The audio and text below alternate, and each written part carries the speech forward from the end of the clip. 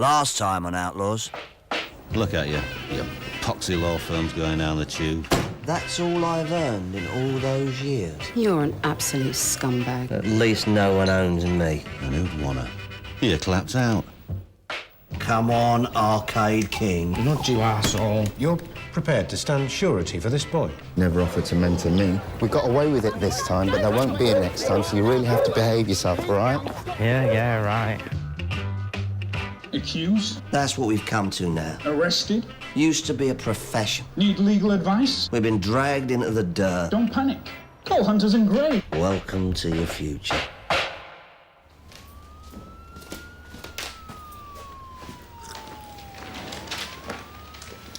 Anyone up for a drink tonight? No. At the end of today, I'm just gonna sink into a hot bath with lots of bubbles and dream of long walks in the country. You see, that's why I envy women. They can always have lots of different sexual fantasies, but us men are always lumbered with the same one, aren't we, Spinky? Are we? 2 lesbians. Yeah, and they're both lawyers. No, it's true. It's the only fantasy men seem to be able to manage. Oh, come on. You have lots of other sordid fantasies. You keep on trying to tell me about them. No, it's always 2 lesbians for me. 2 lesbians in stockings, 2 lesbians with a vibrator, 2 lesbian nurses, 2 lesbians and another lesbian, 2 lesbians and you're wearing stockings, 2 lesbians with your mate, 2 lesbians and a horse, your young lesbian stepmom and her lesbian sister. 2 lesbians and their Aunt Kelly.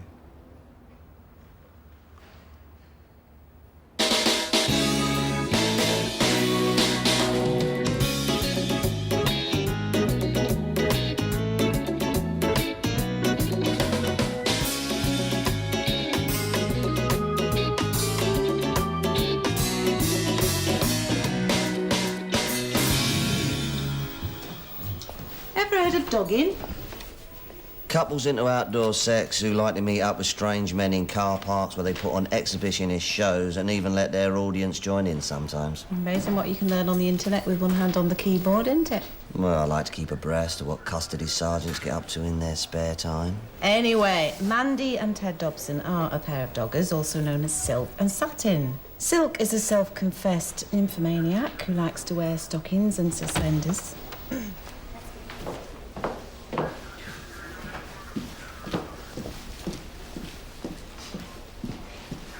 I can't wait. But Satin also likes to wear stockings and suspenders, although he has hairy legs and enjoys watching his wife have sex with strangers. So I'll have the nympho and someone else can take the tranny. No, they've both already been seen by a lawyer. Who? Hello, Bruce. You got the woman. That's right. I've just been talking to a greedy slut who likes to have sex with strangers, and she's paying me. You're giving the nymphos to Hunters and Grey. What do I get? You get the boy racer who crashed her party as soon as the surgeons finished patching him up. He's got a broken nose, cracked rib, facial contusions, severe abrasions, and one of the most colourful bruises on his penis I've ever had the pleasure to witness. So what happened? Well, apparently the boy racers like to rouse the perverts in the car park. Usually it's just wheelies, handbrake turns, you know. But this time Dwayne here joins the queue for a blowjob. Who wouldn't? Yeah, but when he gets to the front, Silk decides that he's too small, turns him down flat, so Dwayne goes into him, starts smashing up their car with a baseball bat. So who give my guys beat him? Well, unfortunately for Dwayne, instead of your usual, divorced, middle-aged duty solicitors you normally get out dogging, Satin turns out to be the North's first transvestite martial arts expert. Hence the spanking. Mm-hmm. Good job Dwayne didn't ladder his stockings, eh?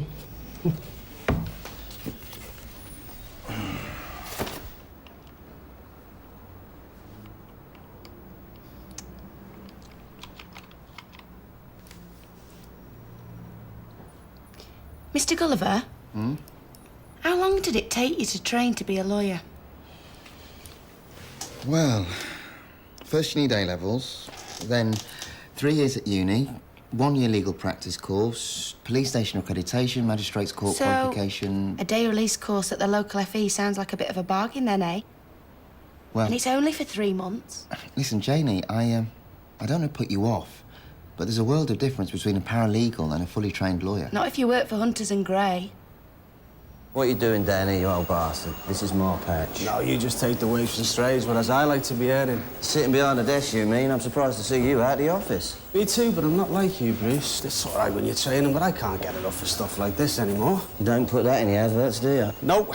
It's like sleeping with a wife, isn't it? You see it every day. Eventually, it don't do nothing for you. The hard-on's not there. Unless it's someone else's wife. You can laugh, but how many overworked juniors you got slaving their asses off for you?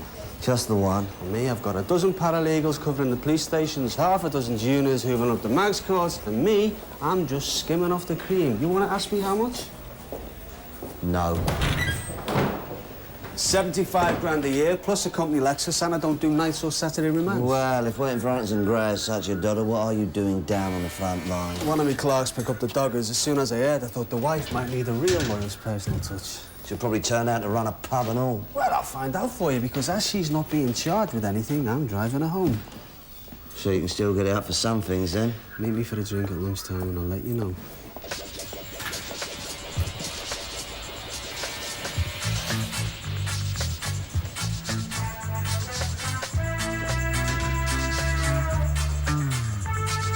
But they want us to get some placement experience before the start of term. Yeah, well, don't you already work for Bagwell and Dunbar? Exactly. I know about defence, so I need to get a view of things from the other side.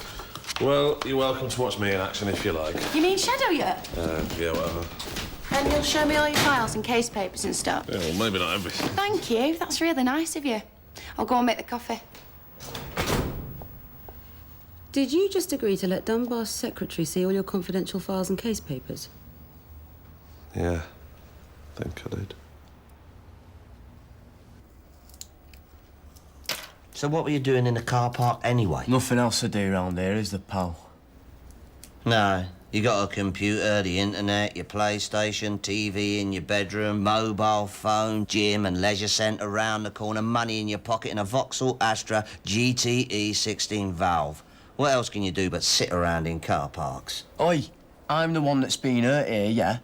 I want that lot done and I want some compensation and all. They're not going to be charged.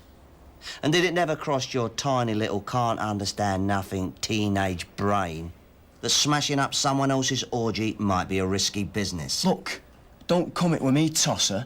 You don't get me off this and get me some compensation, I take my case to some other arsehole brief who can. And what you doing about me bail? It's in the same file as I keep all your thanks and gratitude.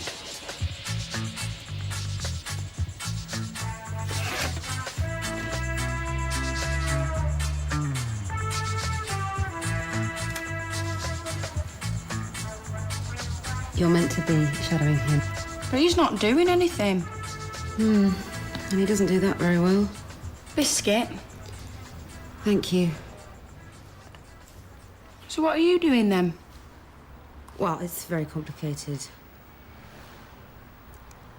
But normally the custody sergeant decides on the charges and the police proceed along those lines until they're ready to send the papers up to us and we see if we agree with them. So that's what you're doing now, is it?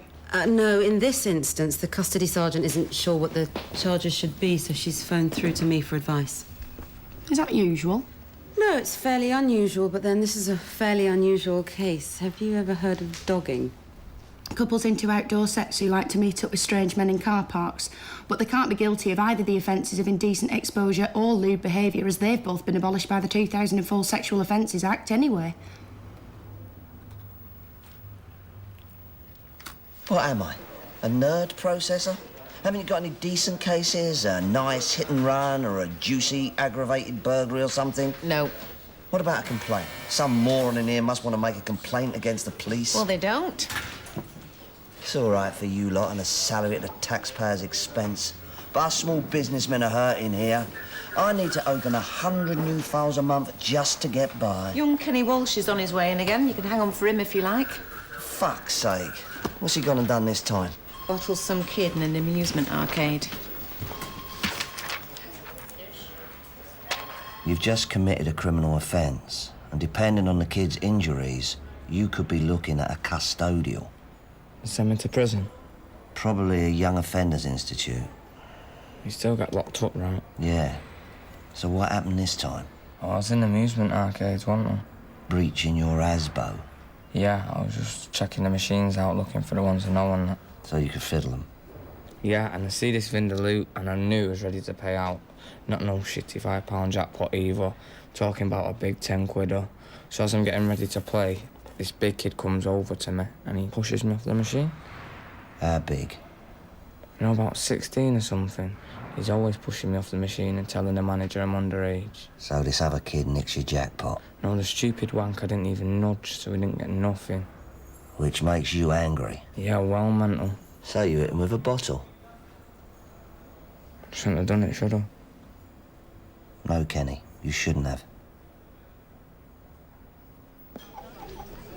Fancy a snack? She did. You know, Sunday I'm not hungry. You never were, Bruce. That's always been your problem. You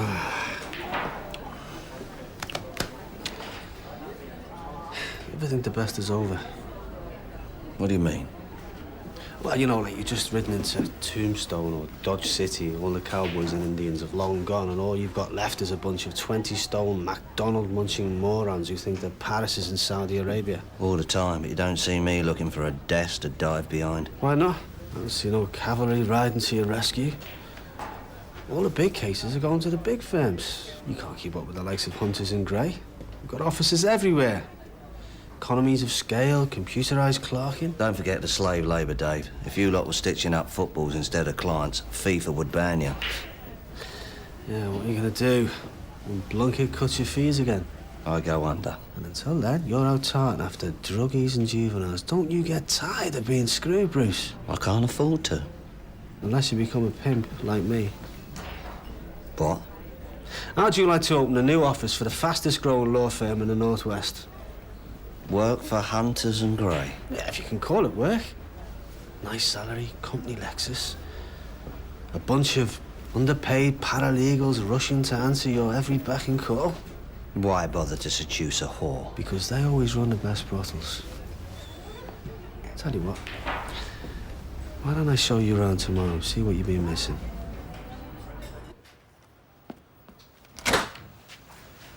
When was the last time a client called you Mister? I don't know. How about you? July the 13th, 1985, day before Live Aid. Billy Flynn had just got 15 years for armed robbery. He turned to me and he said, "Thank you for everything, Mr. Dunbar." Really? But these days, it's all druggies and juveniles and kids. And drunks? Yeah. I can't get it up for scum like that anymore.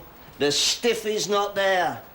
And for all the use I've had out of it this morning, I may as well cut it off. So, this is how you feel about the job now, is it? On the good days, yeah. Hunters and Gray want me to go and pimp for them. Run a new office somewhere. You can't really be thinking of taking it. You really do have a lot to learn. Listen, I know we're not a big firm. I am big. It's the clients that got small. And given the serious nature of the charges and the potential threats to both witnesses' safety and anonymity, the Crown will naturally be opposing bail. Mr. Dunbar, Yeah? do you have anything to say on this matter? No. What? Very well. Dwayne Alsop, you're remanded in custody pending your appearance at the Crown Court. Take him down, please. What about with bail? She's bang out of order.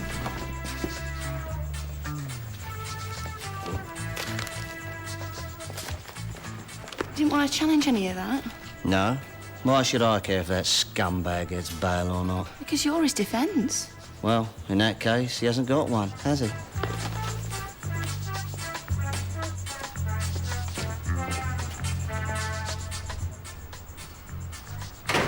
Look at this place. It's like a shit heap. The police have got a murder for you down the station. Don't say anything. I just want to savour the moment. You're not kidding me. A real life, somebody's killed someone, murder. Yeah. Why the long face? Something like this is a big score for us. You know, when I was training, the whole office used to stand up and cheer if anyone got a murder. Kid Kenny Bottle has died.